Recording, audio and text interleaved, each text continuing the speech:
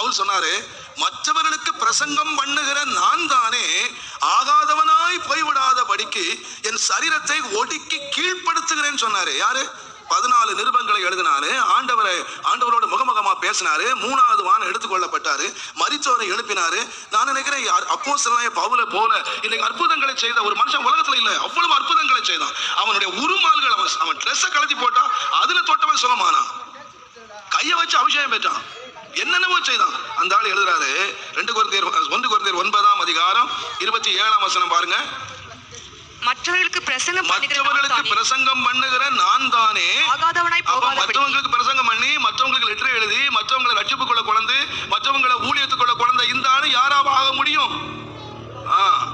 நான் பெரிய அப்போஸ்தலன், நான் தேவனை முகமுகமா தரிசிச்சேன், நான் 3ஆம் வானத்துக்கு எடுத்துக்கொள்ளப்பட்டேன், மனுஷர் பேசாத பாசைகள் எல்லாம் பேச கேட்டேன்னு அவருக்கு அது கேரண்டி இல்ல பரலோகத்துக்கு போறதுக்கு.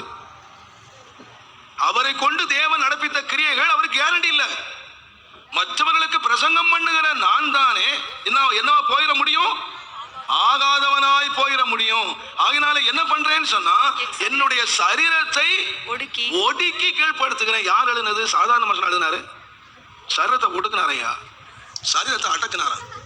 அப்ப சரீரம் அடங்கல. அது இன்னொரு மொழிபெயர்ப்புல என் சரீரத்தை ஹேமர் பண்ணேன்னு சொல்லி, ஹேமர் சுத்தியால அடிச்சு எலும்போல மண்டையில ஒரு அடி, எலும்பாத இந்த கடை ஹேமர் பண்ணினேன்னு சொல்லிடு.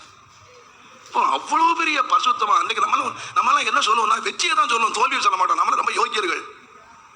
எப்போதுமே நாம எதைத்தான் சொல்லுவாங்க, நம்மளுடைய வெற்றியை தான் பெரிய முழக்கமா முழங்குவோம், நம்ம தோல்வி சொல்ல மாட்டோம். ஆனா பவுல் சொல்றாரு பாருங்க, எனக்கும் தோல்வி இருக்கப்பா, என் உடம்பு ரொம்ப எலும்புது, அடிக்கடி என்னுடைய ஆகாதவனா போக பண்றேன், என் சரீரமே எனக்கு இடையூறா இருக்கு.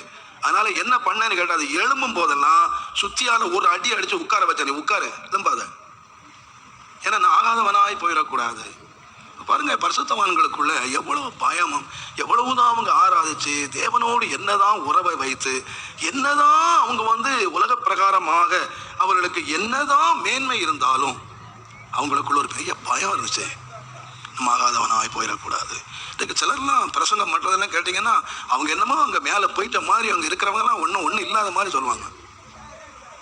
நம்ம சரீரத்தை நமக்கு தெரியணும், நம்ம அடக்கி ஓட்டிக்கு அதை என்ன ஆகாதவனாய் போக பண்றது எவனோ நம்ம வைக்கிற சூனியம் இல்லை. நம்ம சூனியம், நம்ம உடம்பே சூனியம் வச்சிடும். நம்ம அடக்க வேண்டிய முறையை அடக்கலைன்னா நம்ம ஆகாதவனா அது போக பண்ணி